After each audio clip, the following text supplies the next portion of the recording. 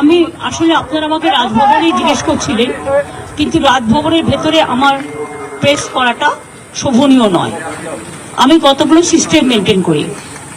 আজকে 15ই আগস্ট স্বাধীনতা দিবস, অনেকেই আসেন যারা আমন্ত্রিত থাকেন, অনেক সাংবাদিক বন্ধুদের সাথেও দেখা হয় যারা দীর্ঘদিন আমরা একসাথে কাজ করেছি। আমরা একটা আড্ডা মারিও। তাই আমি যখন এসছি আমি বলেছিলাম আমি একা আসতে আমার একটু প্রবলেম আছে, তাই আমি টিম নিয়ে আসব। আমরা কিন্তু একসাথে 10-12 জন এসছি। এটা স্বাধীনতা দিবসের প্রোগ্রাম বলে তাই। হ্যাঁ, গভর্নমেন্টের যখন ইম্পর্টেন্ট কিছু থাকবে, ধরুন ওত নেওয়া বা মিনিস্ট্রি, তখন তো ওরা থাকবে সাথে, তখন আসা যেতেই পারে। যাই হোক, এর থেকে বেশি আমি কিছু বলবো না। সবাইকে আজকের দিনে স্বাধীনতা দিবসের অনেক অনেক যারা দেশের জন্য জীবন দিয়েছেন তাদের শ্রদ্ধা করছি।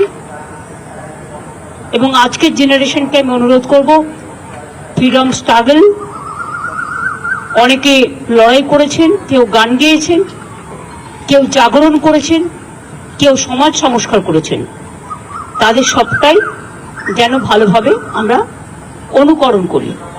কারণ বাংলার মাটিটা কিন্তু মনে রাখতে হবে, এটা সংস্কৃতি, সংহতি, সম্প্রীতি এবং নানা ভাষা, নানা মত, নানা পরিধান, বিবিধের মাঝে আছে ঐক্য মহান। এটা কিন্তু বৈচিত্র্যের মধ্যে ঐক্যটাই আমাদের সবচেয়ে বড় আমাদের লক্ষ্য, এবং এটা বাংলা এই সংস্কৃতিটাকে বহন করে নিয়ে চলেছে আমাদের পূর্বসূরীদের থেকে। আজকের দিনটা এই ছবিতে অনেকটাই গুরুত্বপূর্ণ, সবাইকে জানাই। আর কি আছে বলুন?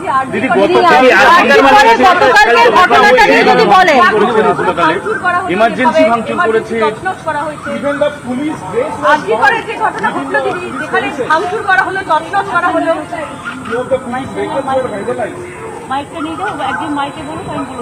दीदी आरजीकर की घटना पे थोड़ा দিদি, আরজিকরের যে ঘটনা ঘটেছে গতকাল রাত্রে, যেভাবে তাণ্ডব চালানো হয়েছে, ইমার্জেন্সি ভাঙচুর করা হয়েছে, আন্দোলনরত ছাত্রছাত্রীদের মঞ্চটাও ভেঙে দেওয়া হয়েছে, এটাকে কিভাবে দেখছেন? আপনারা যখন এটা দেখাবেন প্লিজ কোয়েশ্চেনটাও দেখাবেন। আমি নিজে থেকে কিন্তু বলিনি, কোয়েশ্চেনটাও দেখাবেন। তারপর আমি কিন্তু নিজে থেকে কিছু রেজ করিনি। আপনারা আমাকে জিজ্ঞেস করছেন, আমি তার উত্তর দিচ্ছি। আমি যতটুকু ইনফরমেশন পেয়েছি, আমি ছাত্রছাত্রীদের কোনো দোষ দিচ্ছি না। বহিরাগত কিছু রাজনৈতিক লোক যারা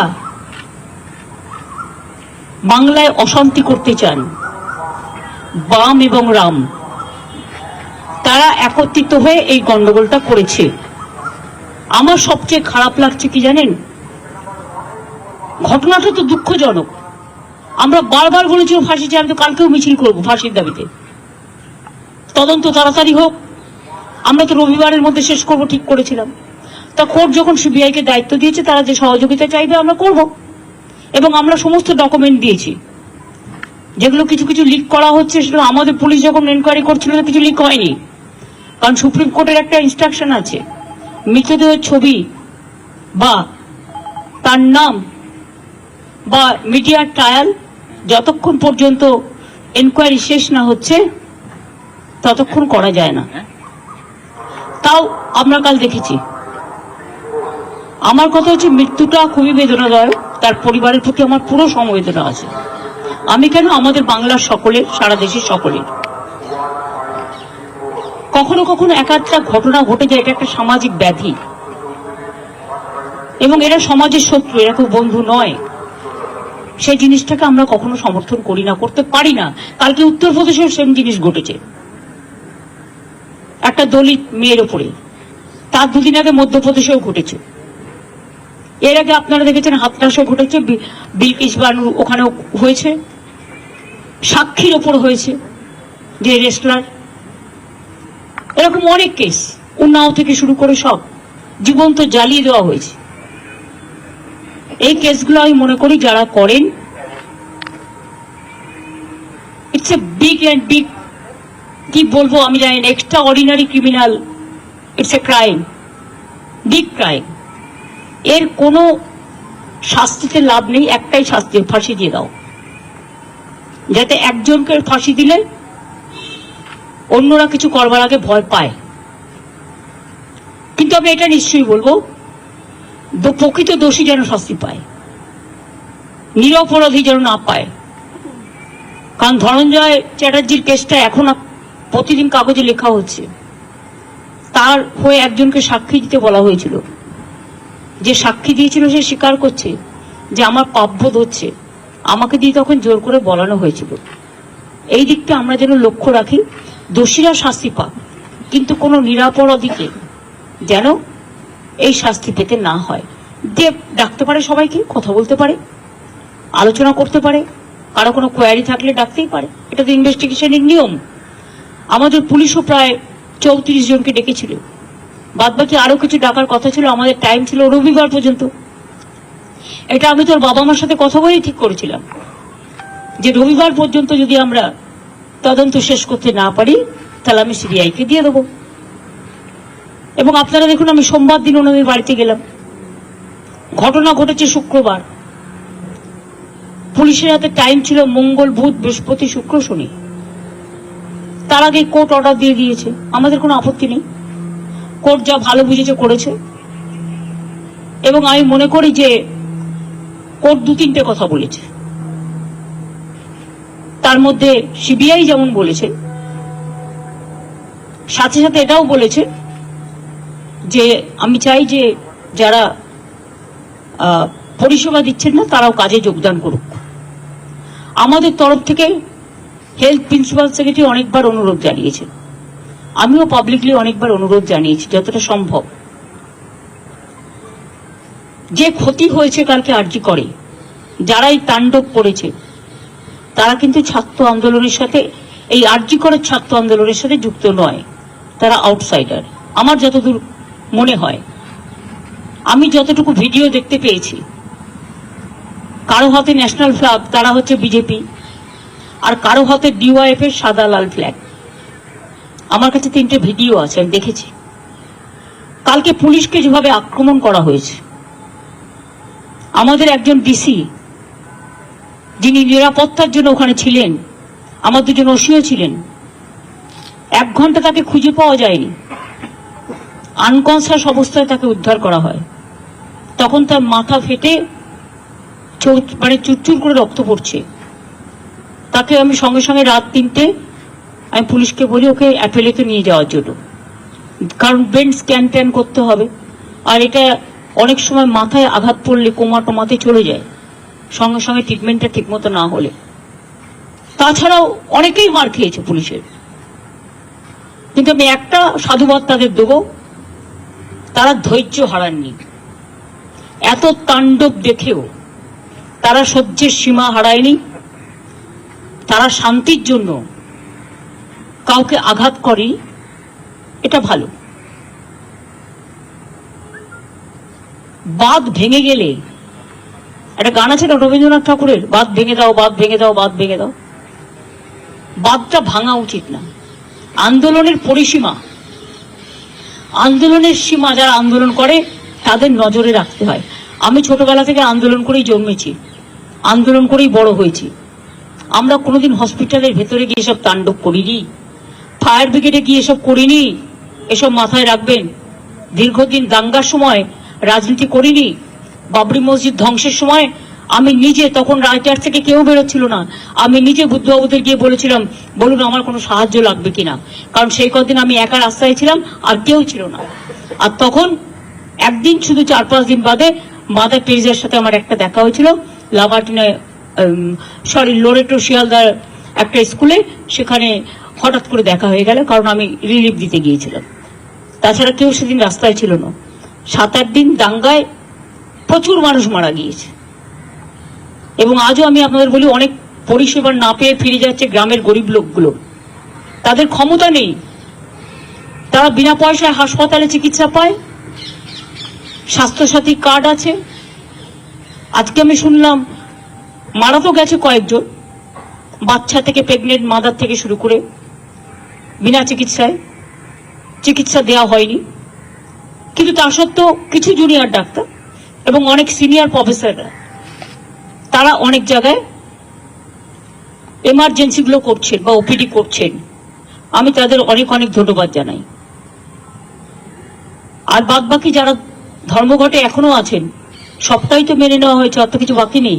আর এখন তো আমাদের হাতেও কেসটা নেই, কেসটা তো সিবিআই হাতে। আপনাদের কিছু বলার থাকলে আপনারা সিবিআই কে গিয়ে বলুন, আমার কোনো আপত্তি নেই, কোর্টকে গিয়ে বলুন। ম্যাটারটা তখন সাব জুডিস হয়ে গেছে। কাজে আমাদের তো এক্ষেত্রে সাহায্য করা ছাড়া আর তো কিছু নেই।